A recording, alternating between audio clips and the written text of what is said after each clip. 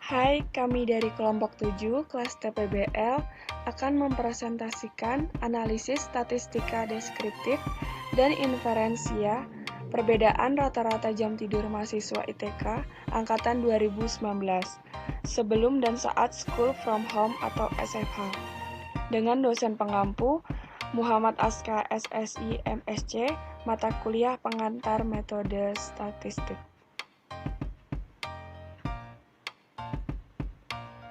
Berikut anggota dari kelompok 7 TPBL.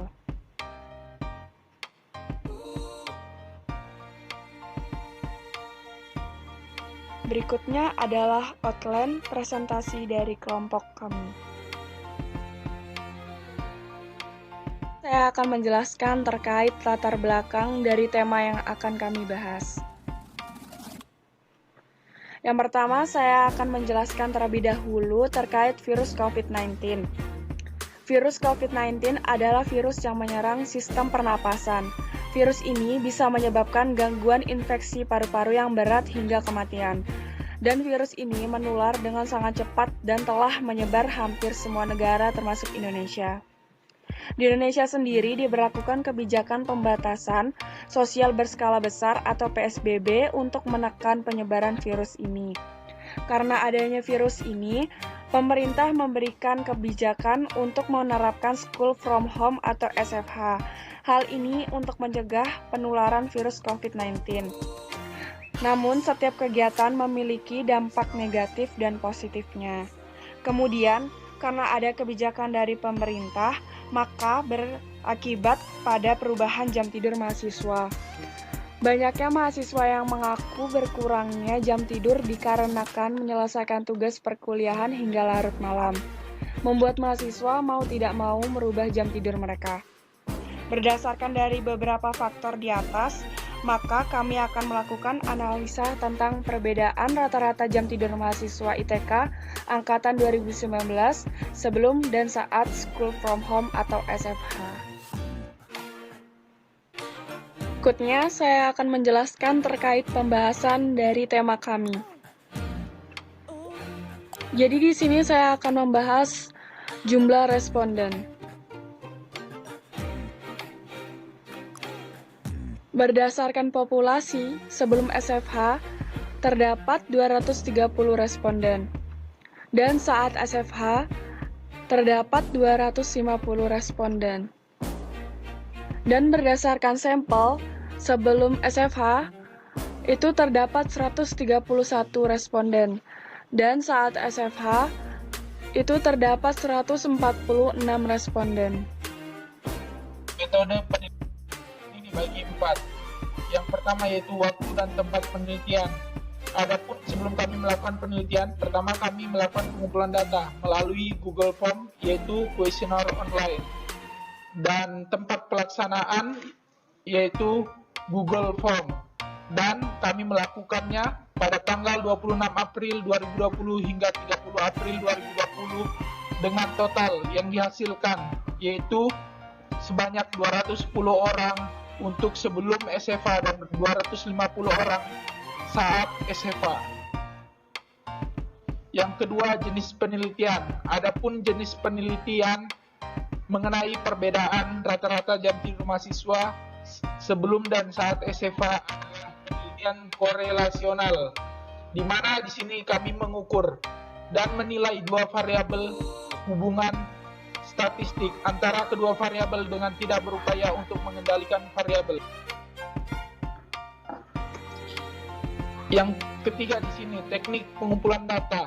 Adapun teknik yang kita gunakan yaitu dengan menyebarkan Google Form pada grup-grup mahasiswa untuk mengisi kuesioner online tersebut hingga mencapai jumlah populasi yaitu 200 responden. Selanjutnya data yang terkumpul sampelnya menggunakan metode simple random sample melalui Microsoft Excel dengan rumus run between dengan berasaskan tabel Morgan pada alpha 5%, sehingga sampel yang kami gunakan untuk sebelum SFH sebanyak 131 responden dari total populasi 210 responden, sedangkan saat SFA sebanyak 146 responden dari total populasi 250 responden. Dan yang terakhir yaitu alat dan bahan penelitian. Alat dan bahan penelitian yang digunakan pada saat mengambil sampel yaitu cukup hanya alat elektronika berupa laptop atau handphone mahasiswa yang berguna untuk mengisi Google Form kuesioner online untuk mengambil datanya. Bagaimana tahapan penelitian yang kami lakukan? Nah, di sini pertama-tama kita menentukan variabel yang ditentukan adalah variabel yang akan diteliti. Lalu kita membuat kuesioner online. Ketiga, kita sebarkan kuesioner online. Keempat, kita olah datanya. Lalu yang terakhir, kita ambil kesimpulan hasil data dari data yang telah diolah sebelumnya. Lalu kita lakukan test on two main atau dua sampel saling independen. Pertama-tama kita perhatikan tabel di bawah ini. Perhatikan data yang ada untuk mencari HO, T statistik, H1, daerah penolakan H0 dengan menggunakan rumus di atas ini. Pertama ini rumus untuk mencari T hitung, lalu SD ini rumus untuk mencari standar deviasi. Berikut adalah langkah-langkah untuk melakukan uji hipotesis. Pertama, kita tentukan H0 dan H1, lalu tentukan titik kritis dengan tingkat kepercayaan 95% atau 99% yang terdapat pada tabel T. Ketiga, kita tentukan daerah kritis dengan rumus DB(n)(1). Keempat, kita cari T hitung dengan rumus yang tadi ini. Lalu kelima, kita lakukan uji signifikansi dengan membandingkan besaran T perhitungan dengan T tabel. Yang terakhir, kita tentukan kesimpulan dari semua data yang telah kita kumpulkan. Selanjutnya akan dijelaskan oleh teman saya. Jadi selanjutnya kita akan membahas tentang statistika deskriptif, yaitu persentase statistik sebelum school from home. Yang pertama, itu persentase lama jam tidur mahasiswa. Di sini kita memiliki 3 opsi jawaban, yaitu kurang dari 5 jam, 6-7 jam, lebih dari 8 jam. Jadi untuk yang pertama, kurang dari 5 jam memiliki 41 responden yang dibagi dengan total keseluruhan responden dikali 100% sama dengan 31,30%.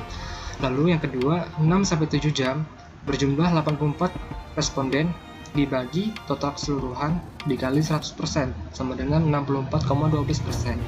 Lalu yang terakhir, lebih dari 8 jam sama dengan 6 responden dibagi total keseluruhan dikali 100% sama dengan 4,58%. Lalu yang kedua, persentase apakah mahasiswa kesulitan tidur?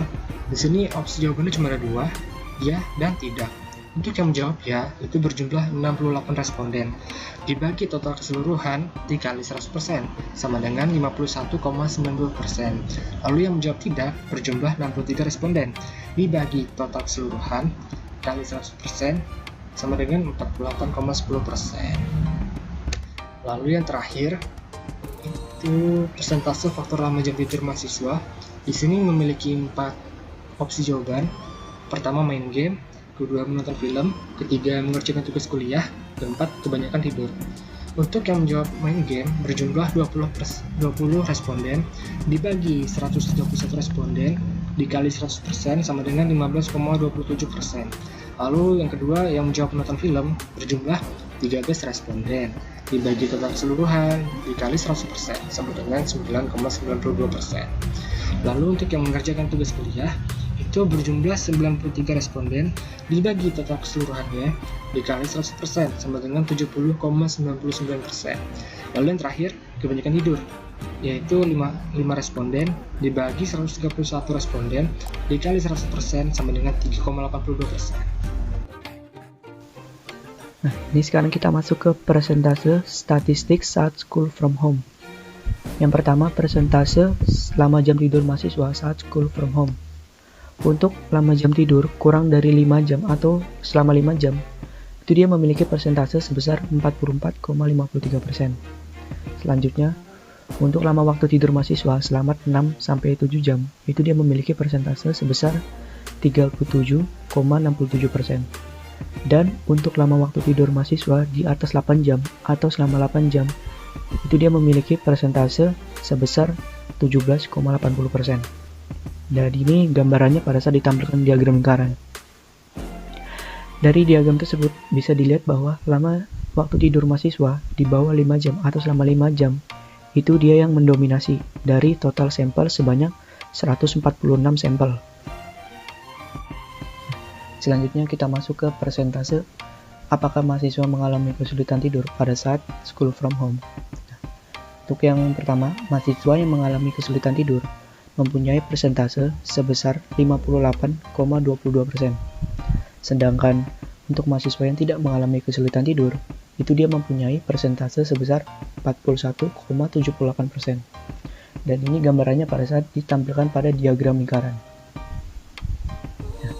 Bisa dilihat dari diagram tersebut bahwa mahasiswa yang mengalami kesulitan tidur pada saat school from home, itu dia yang mendominasi dari total sampel sebanyak 146 sampel.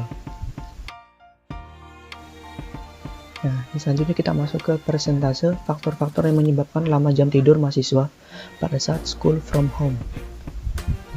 Yang pertama, faktor bermain game dengan persentase sebesar 15,75%. Yang kedua, faktor menonton film dengan persentase sebesar 16,44%. Yang ketiga, faktor mengerjakan tugas kuliah dengan persentase sebesar 54,79%. Yang keempat, faktor kebanyakan tidur dengan persentase sebesar 13,01%. Dan ini gambarannya pada saat ditampilkan pada diagram lingkaran. Nah, dari diagram tersebut bisa kita lihat bahwa faktor mengerjakan tugas kuliah itu memiliki persentase yang paling tinggi dari jumlah sampel sebanyak 146 sampel. Dari situ bisa kita ketahui dengan dilaksanakannya school from home, tugas-tugas yang diberikan oleh guru atau dosen semakin banyak yang menyebabkan jam tidur mahasiswa berkurang atau tidak teratur. Tes on domain sampel independen tentang lama jam tidur mahasiswa. Pertama, menentukan diketahuinya berdasarkan data dapat dihitungkan klaimnya itu berbentuk tidak sama dengan, lalu dihitungkan ditanyakannya, dijawabnya. Pertama, pembentukan hipotesis H0 dan H1 berdasarkan tabel berikut. Dikarenakan klaimnya berbentuk tidak sama dengan dan H0 harus berbentuk sama dengan sehingga klaim menjadi H1.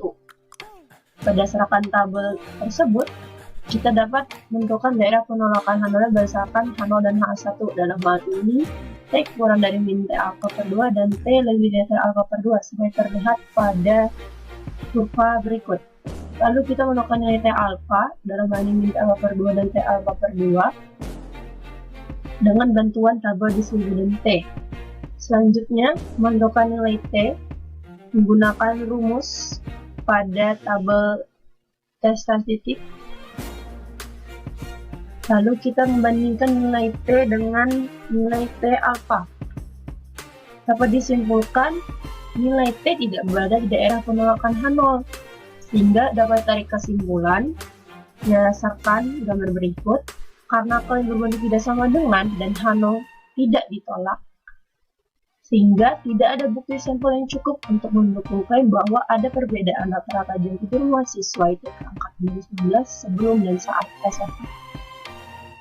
Selanjutnya, tes on domain sampel independen tentang apakah mahasiswa kesulitan tidur. Sama stepnya seperti pada penjelasan sebelumnya. Dalam hal ini, klaim berbentuk sama dengan, sehingga menjadi H0 pada pembentukan hipotesis, sehingga H1-nya berbentuk tidak sama dengan. Lalu kita tentukan nilai min T alfa dan T alfa per 2-nya juga berdasarkan tabel distribusi T, menentukan nilai T, dan membandingkan nilai T dengan T alfa. Dalam hal ini nilai T juga tidak berada di daerah penolakan H0, sehingga dapat tarik kesimpulan karena klaim berbentuk sama dengan dan H0 tidak ditolak, maka tidak ada cukup bukti untuk menjamin penolakan klaim bahwa rata-rata jam tidur mahasiswa ITK angkatan 2019 sebelum dan saat SFA adalah sama. Selanjutnya, tes on domain sampel independen tentang faktor lama jam tidur mahasiswa.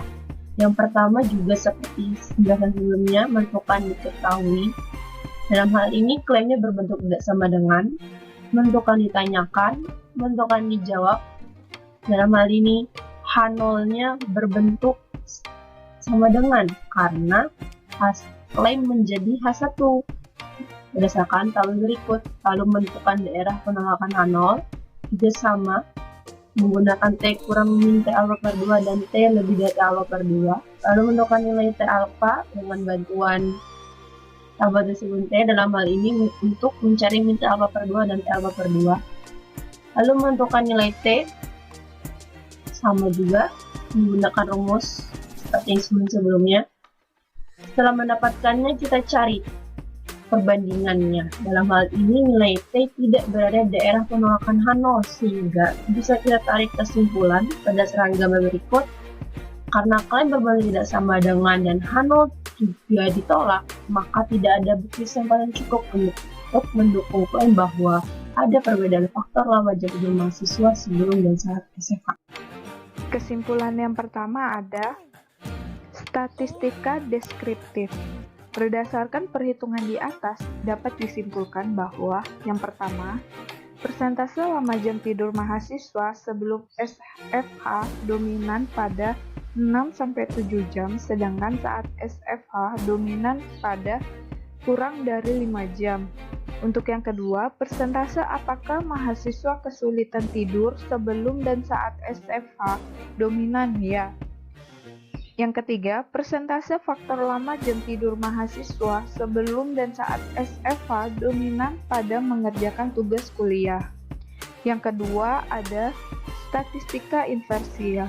Secara statistika inversia, berdasarkan tes Tuchman, dua sampel saling dependen sebagai berikut.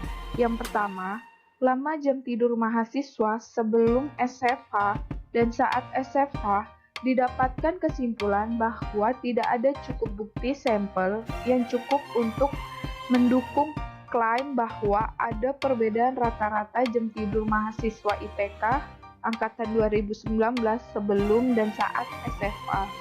Yang kedua, apakah mahasiswa kesulitan tidur sebelum dan saat SFH didapatkan kesimpulan bahwa tidak ada cukup bukti untuk menjamin penolakan klaim bahwa rata-rata apakah mahasiswa ITK 2019 sebelum dan saat SFH kesulitan tidur adalah sama. Yang ketiga, faktor lama jam tidur mahasiswa sebelum dan saat SFH didapatkan kesimpulan bahwa tidak ada bukti sampel yang cukup untuk mendukung klaim bahwa ada perbedaan faktor lama jam tidur mahasiswa sebelum dan saat SFH. Oh ya nih, kelompok kami mau menyampaikan pesan buat teman-teman. Jangan lupa ya untuk tetap mengontrol jam tidurnya minimal 8 jam. Mungkin cukup sekian dari kelompok kami. Mohon maaf bila ada salah kata. Terima kasih.